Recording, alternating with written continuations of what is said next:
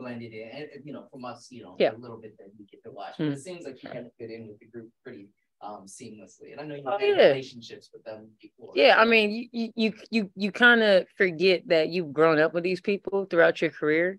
Like I played against Tosh when we was in college. So it's like we know each other well enough, and now we get to learn each other on a different scale now, and we're able to create that chemistry that we have as human beings. Now we get to have it as teammates.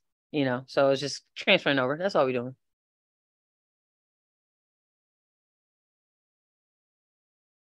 What is the biggest adjustment?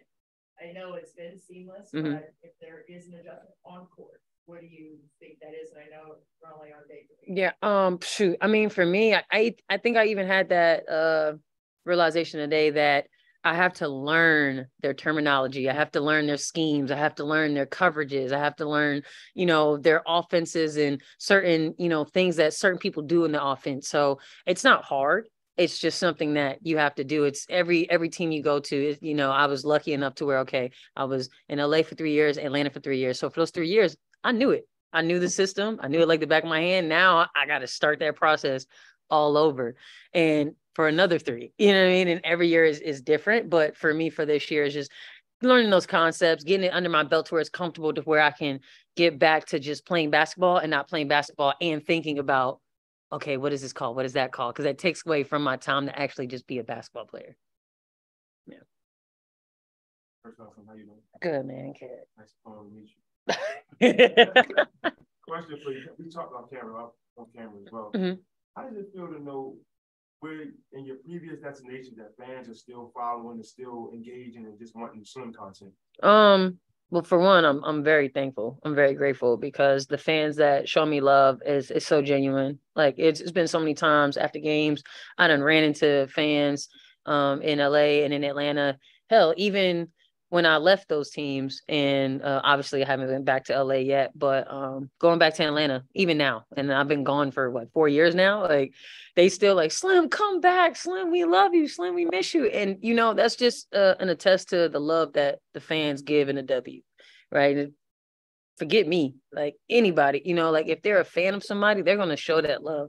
And you need that. You need that genuine love, that genuine support that you don't question. And I truly, truly am humbled by it every time because, little old me, I done left. Yeah. And y'all still want, what I'm saying? Y'all still want content of me, and I'm at a whole nother squad, and it get real. And it's like, I'm a Sparks fan. I'm a Dream fan. It's like, okay, well, people have wrote under my thing, even though you're not with us anymore, I'm still a fan of yours. Like I'll follow y'all. So that's like, it's humbling, and I'm honored for something like that because most people don't do that. Like, oh, you left my team, burn your jersey. So, I'm just really grateful that, I was able to experience that there and still experience it when I'm not there. Also, I just think it's fitting. I just got this question while you was talking, but like representation matters. Mm-hmm.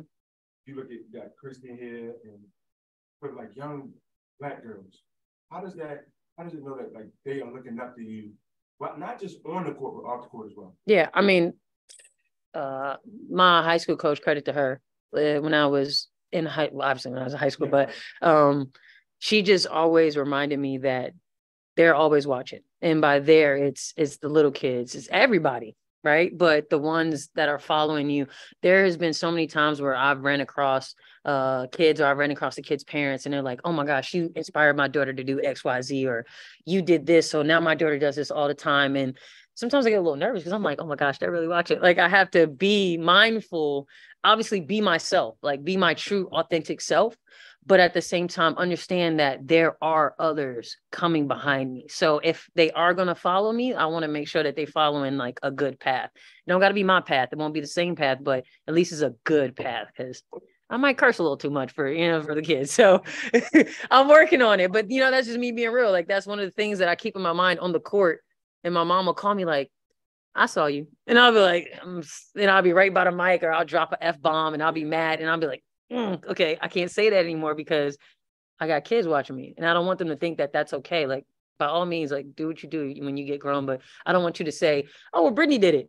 And I'm like, I don't want that. You know what I mean? So it's like, I want to make sure that I'm very cognizant of what I'm saying and what I'm doing, because I know that these little, young Black girls are coming up behind me, seeing like she could do it, I could do it, especially with me being from Newark. Like I want all those kids to see like you can do this and not be a product of your environment. Simple. Appreciate it. We've talked so much about the potential of this backcourt, Mhm.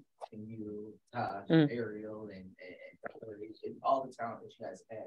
But we talked about it before you guys started practicing. Yeah. So I'm curious, what's it been like now these last couple days that you guys have been actually able to kind of get out there and run together as a group? What's that feel with you guys as, you know, a backcourt with a whole lot of talent back then?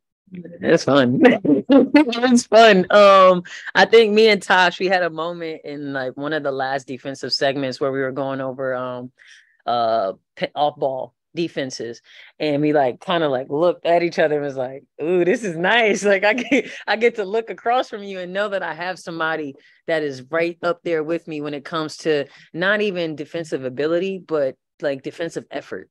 Because that's all it is. You know what I'm saying? To have people who are like-minded with you, you're gonna hear it all the time. Like we have a team full of dogs. You know, everybody don't have to be one, but it's hard to play a team that got about 2, 3, 4, dogs. Because we make jokes. Like me and Tosh make jokes about, oh man, I'm glad you don't gotta guard me no more. Every time I turn around, it's like, oh, you had Ariel, now you gotta come get me. Now we switch it. Now we're switching. Now we don't have to guard each other, only in practice, but we got practice guys. So it's like we still get, let off the hook of tormenting each other. But it's just one of those things where it just feels really, really, really good to look to my right and look to my left and know that I can give a defensive assignment away and trust that they're going to handle that defensive assignment with just as much intent and care as I would. Like that's the biggest thing. That is all right. All the time we have. We can tag in. Yeah. Why you even get cute? Come on, M. Let me clean this up. Thanks so much. Hey, look, my nickname for M, too cool for school. Too cool. Like it's not a bad. Hey, don't take it as a bad thing. I told him to swag. Like you swaggy. It's like you shot that shit. You was like, no, right. We'll start with in-person questions first. All right, I'm gonna take it as a good thing for them. See. Please. Hey, what's up, guys? I'm good. How are you?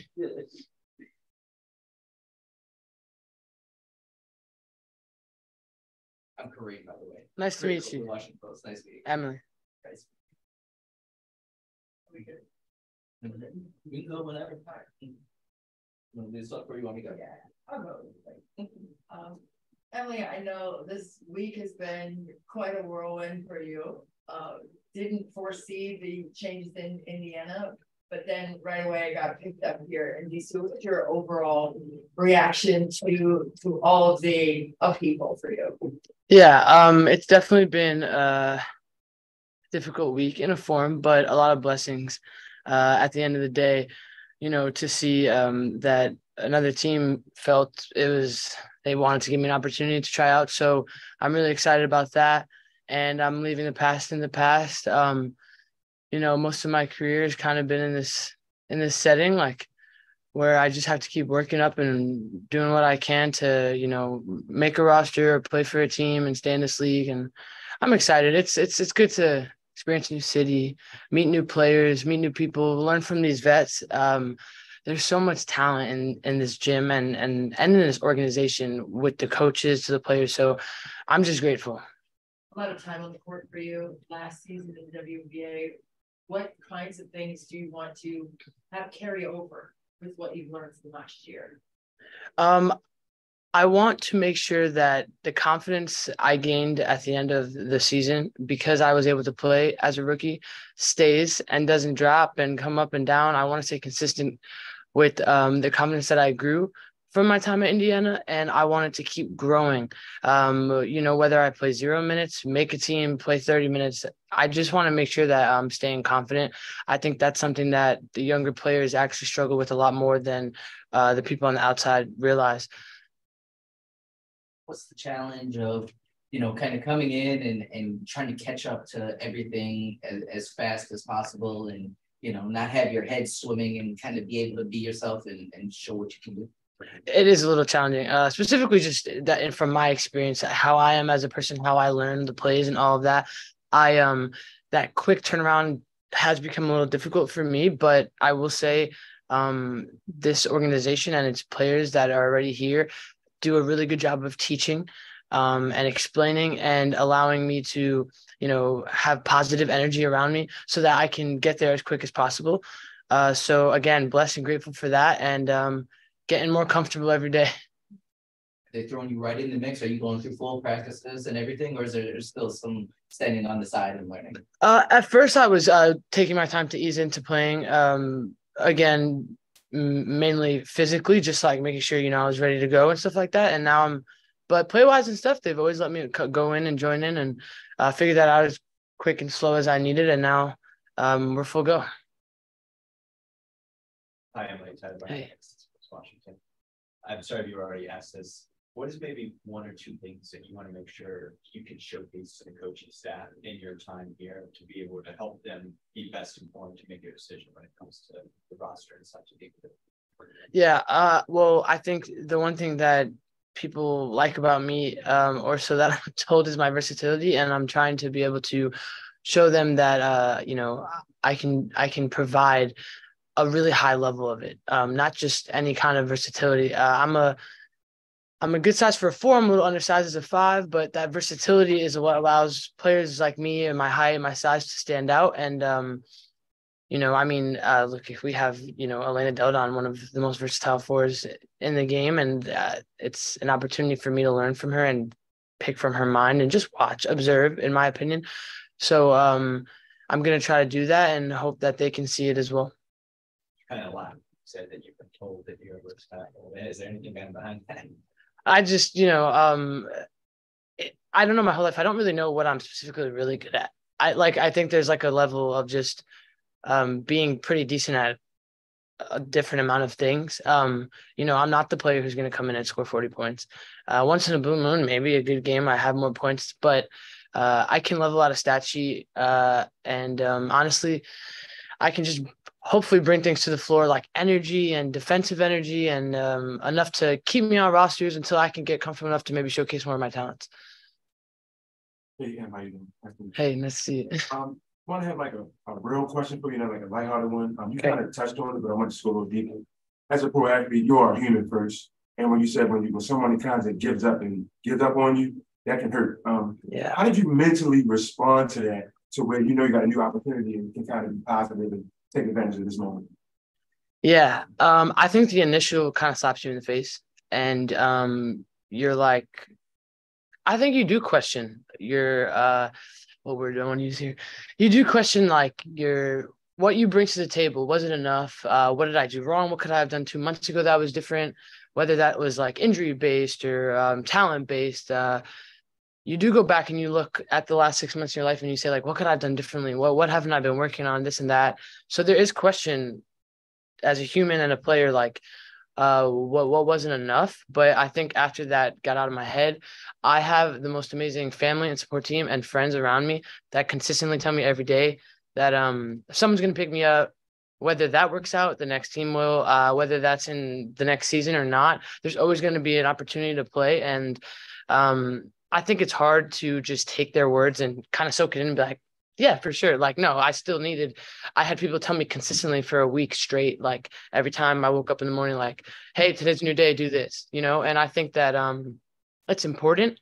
And, if you don't have that, or there's people not telling you that, keep them out of your circle, because that's what you need as an athlete who's in a difficult industry, and especially in the WNBA where, there's sadly just not a lot of teams and there's not a lot of room, but with so many amazing players. So that really saved me. So I'm very grateful for that. And it might sound corny, but like, I understand I'm young, but it's still sad, like to say goodbye to a team, that I was with my first year at. So, but it's behind me, and I wish them so much luck. I have a lot of rookie love over there that I'll never forget that experience with them and the vets who taught me. It's a great team, and I hope they do well this year. But I'm excited for this new chapter in my life. I just have one more question, person, and then we're gonna move on. Yeah, I guess I was just gonna kind of follow a little bit of follow up off of that. is this like one of those quick learn about the business side of the WNBA and business side of sports, where, sometimes there's, things beyond the court that you can't control. Yes, I completely agree. There was a moment of me understanding that too. And that comes in the conversation of I'm just trying to convince yourself, like, there's nothing you could have really done differently. Like, I mean, you can control what you can control.